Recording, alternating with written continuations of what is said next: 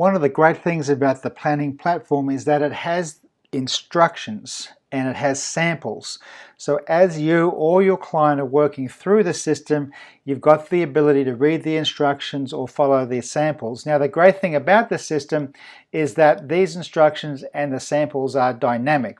So let's go back into Design 1 Concreting. I'm going to go into the client data area again. So this is the data as the client sees it.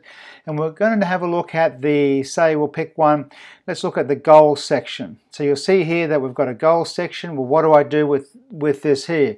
So when we go in, you'll see down the bottom here, we've got a set of instructions. So it says here we can click into the area. It says every business and every business plan needs goals. So it goes through a little bit of an instructional phase. It shows you how to enter the data, what the drop downs mean, what the goal type means, and it goes through and instructs you on what needs to be done in order to complete this area. So you can close that off.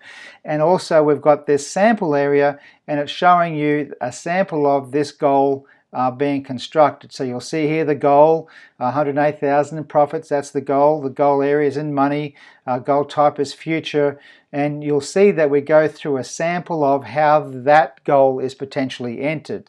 So what we do is that we go in here, we click on this, and we can start then entering the goal information.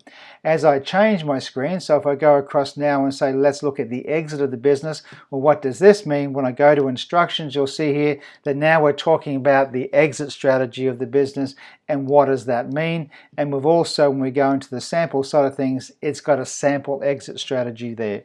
So as we move through each of the screens, these instructions and the samples dynamically change. Now the great thing about that is that if your client is in there and the client is working on updating their model, or you're working with them and you've given them some homework to work on over the course of the week between your next meeting, or the course of the next month between your meeting, depending on how often you're meeting with your clients, the client still has the ability to go in here and be able to follow the system relatively easily. It's a great system and a great way of actually having a client being able to undertake what they're doing. This is especially important when you're doing a 2-day workshop where you've got to split 2 days and the client's coming in to do it on one day, on a Friday for example, and then a week later they're going to do it on another Friday.